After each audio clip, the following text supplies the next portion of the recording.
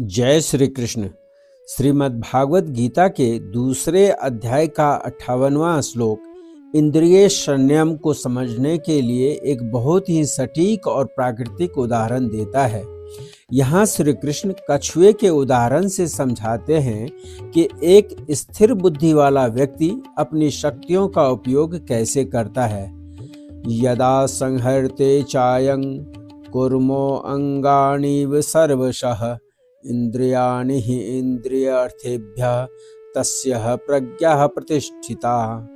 जैसे कछुआ सब ओर से अपने अंगों को समेट लेता है, वैसे ही जब यह पुरुष अपने इंद्रियों के विषय में सब प्रकार से हटा लेता है, तब उसकी बुद्धि स्थिर मानी जाती है।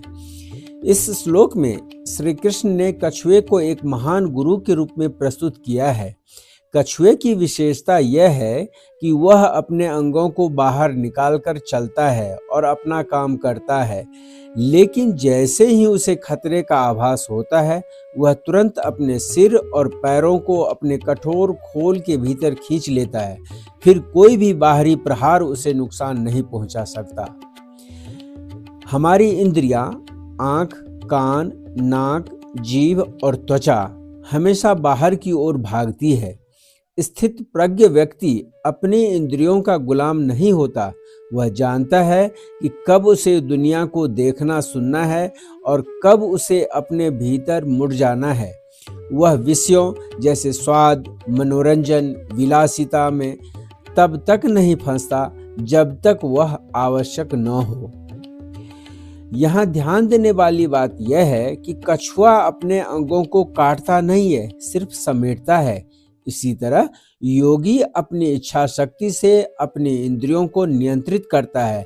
वह मोबाइल, भोजन या अन्य सुखों का उपयोग तो करता है, लेकिन वह उनका दास नहीं बनता। जब मनुष्य को यह कला आ जाती है कि वह अपनी इच्छा के अनुसार अपने मन और इंद्रियों को किसी भी विषय से हटा सके, तब वह मानसिक रूप से स्वतंत्र हो जाता है। ऐसी स्थिति में उसकी बुद्धि स्थिर, प्रतिष्ठित हो जाती है। यह श्लोक हमें सिखाता है कि आत्मनियंत्रण ही असली सुरक्षा कवच है। जो व्यक्ति अपने इंद्रियों के द्वार को बंद करना जानता है, उसे दुनिया की कोई भी बुराई या प्रलोभन विचलित नहीं कर सकता। जय श्री कृष्ण।